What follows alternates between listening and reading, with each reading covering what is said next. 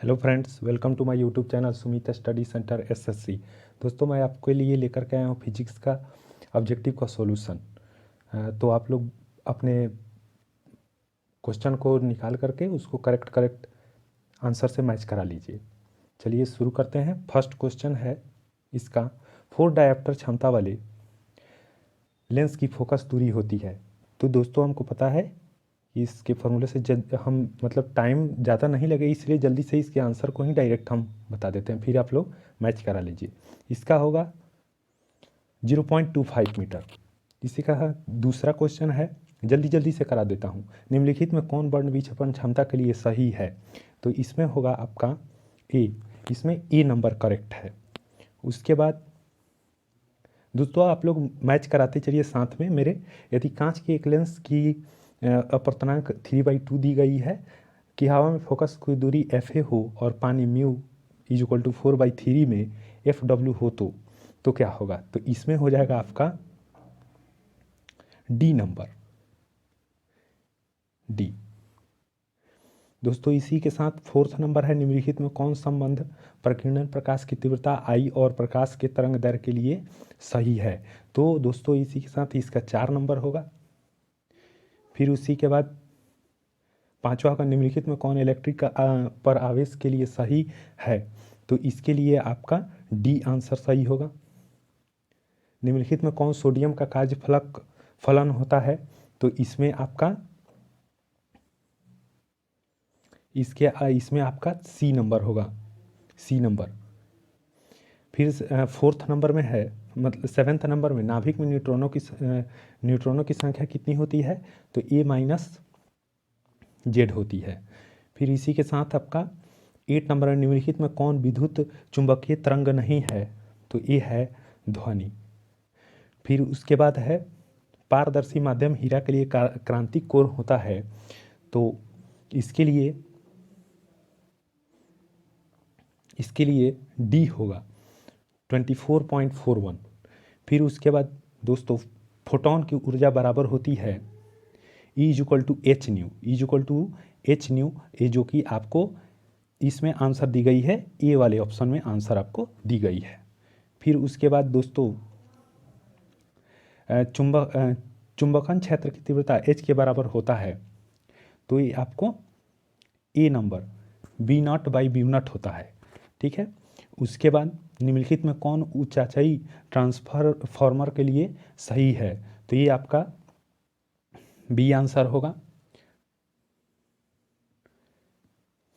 फिर उसके बाद है, दिष्ट धारा के लिए प्रेरणिक प्रतिघात होता है। इसमें होगा आपको 0 डिग्री 0 होगा। फिर उसके बाद धारावाही कुंडली का विद्युत चुंबकीय आघूर्ण होता है। तो ये होगा आपका NIA। फिर उसके बाद होगा, प्रत्यावर्ती धारा परिपथ में यथार्थ माध्य शक्ति का व्यंजन होता है। तो ये हो जाएगा आपका इसका आंसर डी। बिल्कुल आप लोग मिलाते चलिए, बिल्कुल करेक्ट है। आप लोगों को इसमें डरने की कोई ज़रूरत नहीं है, बिल्कुल करेक्ट है। फिर उसके बाद है, शक्ति गुणांक की बराबर होती है। तो ए इज इक्वल टू R/Z होगा। फिर उसके बाद आइए कि L-R परिपथ में कलांतर होता है। तो इसका हो जाएगा, परिपथ में कलांतर होता है, तो आपका इसका आंसर हो जाएगा सी। फिर उसके बाद ट्रांसफार्मर में परिमाण अनुपात होता है। इसका आंसर हो जाएगा आपका ए। फिर उसके बाद अगला क्वेश्चन है, आरसी का विमीय सूत्र क्या होता है? तो आरसी का विमीय सूत्र होता है D(m0L0T). फिर उसके बाद ध्रुव प्राबल्य का एसआई मात्रक होता है।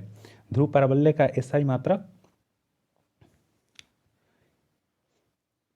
AM होता है, AM। फिर उसके बाद है, एक समान चुंबकीय क्षेत्र में चुंबक के परिक्षेपण में किया गया कार्य होता है W is equal to MB1 - cos theta. D होगा इसका आंसर। फिर सरल सूक्ष्मदर्शी की आवर्धन क्षमता होती है M is equal to 1 + D/F। फिर है 23 नंबर, दोस्तों आप लोग मिलाती चलिए मेरे साथ साथ, और इस वीडियो को ज़्यादा से ज़्यादा शेयर करिए, लाइक करिए, कमेंट करिए, ताकि मेरे हौसले बढ़ते रहें और आप लोगों के लिए अच्छी अच्छी वीडियो लाते रहें और बिल्कुल करेक्ट आंसर मैच कराते रहें। फिर संपर्कित दो लेंसों की, यानी संपर्कित दो लेंसों की शक्ति होती है P=P1 + P2। बिल्कुल ये आप लोग 10th क्लास में भी पढ़े होंगे, ये बिल्कुल ईजी आया था आप लोगों के लिए, क्वेश्चन है बिल्कुल ईजी था। फिर उसके बाद यदि μg=3/2 और μw=4/3, तब W μg होता है, कितना हो जाएगा? तो ये हो जाएगा 9/8, हो जाएगा 9/8। कांच के लिए क्रांतिक कोण होता है मतलब 42 डिग्री, लगभग 42 डिग्री, ठीक है। फिर उसके बाद विद्युत चुंबकीय तरंगों की प्रकृति होती है अनुप्रस्थ तरंग, क्या होती है? अनुप्रस्थ होती है। फिर उसके बाद त्रिपार्श्व के पदार्थ का अपवर्तनांक होता है, त्रिपार्श्व के पदार्थ का अपवर्तनांक होता है μ=a+d m/2 a/sin a/2, sin a/2। कोई प्रॉब्लम इसमें नहीं है। हम आई होप आप लोगों को कोई प्रॉब्लम नहीं हुआ होगा अभी तक। फिर उसके बाद प्रकाशीय पथ के बराबर होता है, तो ए अपवर्तनांक इंटू पथ की लंबाई। फिर उसके बाद है निम्न में छोटे चुंबक के लिए कौन सही है? तो निम्न में छोटे चुंबक के लिए निरक्षीय = 2b और अक्षीय होता है, यानी इसका आंसर करेक्ट बिल्कुल सी होगा। फिर उसके बाद दिया है एक समान चुंबकीय क्षेत्र में दोलनशील चुंबक के आवर्तकाल का व्यंजन होता है।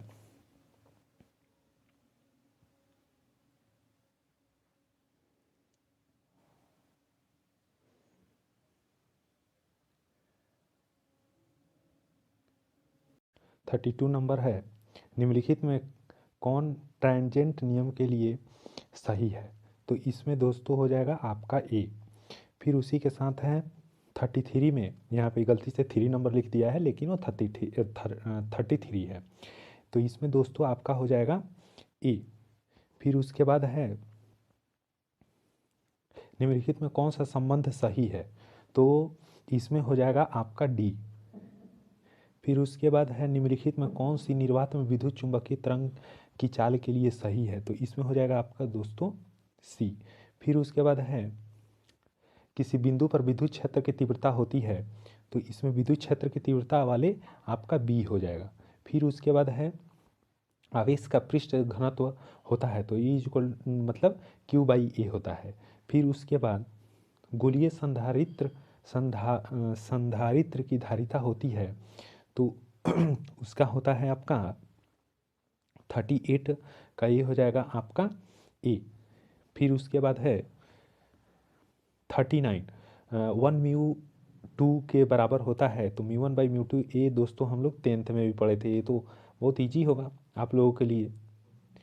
फिर उसके बाद है रेटिना पर बनने वाला प्रतिबिंब होता है, तो रेटिना पर बनने वाला प्रतिबिंब दोस्तों होता है वास्तविक और उल्टा होता है, वास्तविक और उल्टा, यानी रियल एंड इन्वर्टेड होता है। फिर उसके बाद खगोलीय दूरबीन की आवर्धन क्षमता होती है, खगोलीय दूरबीन की आवर्धन क्षमता होती है, इसका ऑप्शन ए होगा। फिर उसके बाद निम्नलिखित में कौन इंद्रधनुष के निर्माण का कारण होता है? तो इंद्रधनुष के निर्माण का कारण डिस्पर्सन, यानी कि वर्ण विक्षेपण होता है। क्या होता है? वर्ण विक्षेपण होता है। फिर उसके बाद निर्वात का परावैद्युतांक होता है, तो ये हो जाएगा आपका ऑप्शन नंबर ए। फिर उसके बाद दोस्तों 44 में है कि वैद्युत द्विध्रुव का एसआई मात्रक होता है, तो ये हो जाएगा आपका सीएम हो जाएगा, क्या हो जाएगा? सीएम। फिर उसके बाद दोस्तों कूलम्ब का नियम का सदिश रूप होता है, तो ये हो जाएगा आपका ऑप्शन नंबर ए। फिर उसके बाद दोस्तों किसी चालक की धारिता होती है, तो ये हो जाएगा किसी चालक की धारिता होती है, इसका ऑप्शन नंबर डी आंसर होगा। फिर उसके बाद आवेशित चालक की ऊर्जा होती है E1/2 CV²। फिर उसके बाद दोस्तों होती है यदि समान धारिता C1 के n संधारित समांतर क्रम में जोड़े जाए तो तुल्य धारिता होगी, इसमें ऑप्शन नंबर C1/N होगा। फिर उसके बाद 49 में वायु के लिए प्रवैद्युत सामर्थ्य होता है, तो ये दोस्तों हो जाएगा आपका ऑप्शन नंबर ए।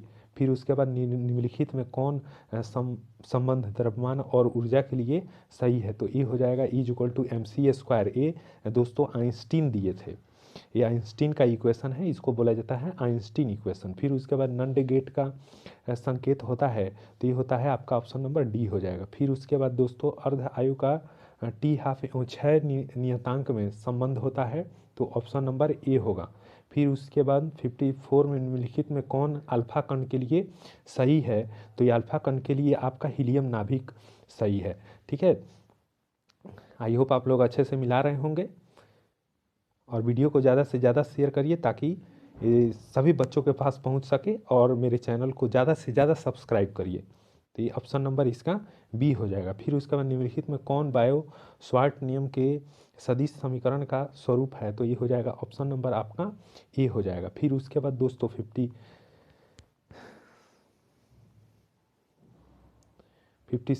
नंबर के बाद आदर्श एमीटर का प्रतिरोध होता है, आदर्श एमीटर का प्रतिरोध होता है आपका, आदर्श प्रतिरोध का होता है 100 ओम। क्या होता है? 100 ओम होता है। फिर उसके बाद चुंबकीय फ्लक्स का एसआई मात्रक होता है वेबर। चुंबकीय फ्लक्स का एसआई मात्रक क्या होता है? वेबर। फिर उसका लेंज का नियम किसके संरक्षण के सिद्धांत का परिणाम है, तो ये आपका ऊर्जा हो जाएगा।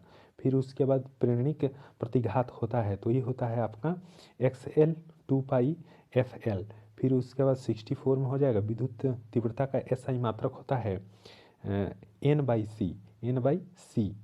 फिर उसके बाद दोस्तों होता है निम्नलिखित में धारा घनत्व के लिए कौन सही है, तो ये ऑप्शन नंबर क्या हो जाएगा? बी। ऑप्शन नंबर बी हो जाएगा। ऑप्शन नंबर क्या हो जाएगा? बी। तो इसके लिए ऑप्शन नंबर क्या हो जाएगा? बी हो जाएगा। फिर उसके बाद दोस्तों 66 में निम्नलिखित में गतिशीलता के लिए कौन सही है, तो इसका ऑप्शन नंबर हो जाएगा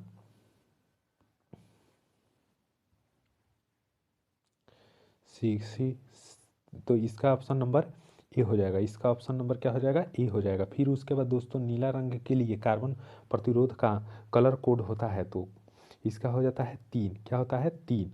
फिर उसके बाद दोस्तों एमीटर घंटा मात्रक होता है, तो इसका ऑप्शन हो जाएगा आपका जी, मतलब इसका ऑप्शन नंबर सी हो जाएगा। क्या हो जाएगा? सी। फिर उसके बाद निम्नलिखित में लॉरेंज बल के लिए कौन सही है, तो इसका ऑप्शन नंबर ए हो जाएगा आपको। आई होप आप लोगों को ये बिल्कुल मतलब करेक्ट आप लोग मिला लिए होंगे, और बिल्कुल आप लोगों को ये वीडियो बहुत अच्छा लगा होगा। इसलिए आप लोग इस वीडियो को ज़्यादा से ज़्यादा शेयर करिए, सब्सक्राइब करिए, लाइक करिए, और ज़्यादा से ज़्यादा शेयर करिए।